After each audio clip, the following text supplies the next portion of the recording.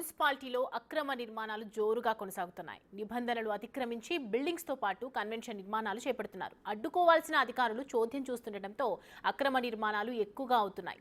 జంట జలాశయాల పరిధిలో పర్యావరణాన్ని పరిరక్షించేందుకు 27 ఏళ్ల క్రితం నాటి ప్రభుత్వం జారీ చేసిన 111 జీవో ఉన్న అక్రమ నిర్మాణాలు చేపట్టడం పలు అనుమానాలకు తావిస్తోంది.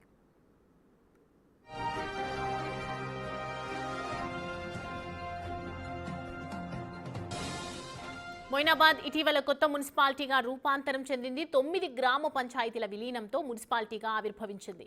విలీనమైన గ్రామాల్లో అజీజ్ నగర్, హిమాయత్ నగర్, నది పరివాహక ప్రాంతం ఎక్కువగా ఈ గ్రామంలోనే ఉంది.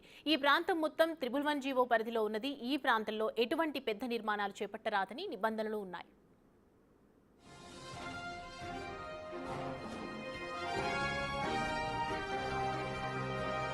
అధికారుల కనుసన్నల్లోనే నిర్మాణాలు జరుగుతున్నాయన్న ఆరోపణలతో పాటు నిర్మాణదారుల నుంచి పెద్ద ఎత్తున డబ్బు వసూలు చేస్తున్నారన్న ఆరోపణలు ఉన్నాయి. అజీజ్ నగర్లో ఏకంగా 7 ఎకరాల్లో వరకు కన్వెన్షన్ నిర్మాణం చేపట్టడం ప్రస్తుతం చర్చనీయాంశంగా మారింది. కళ్ళెదుటే భారీ నిర్మాణం జరుగుతున్నప్పటికీ అధికారులు కళ్ళు మూసుకొని వ్యవహరించడం పట్ల సర్వత్రా విమర్శలు వ్యక్తమవుతున్నాయి.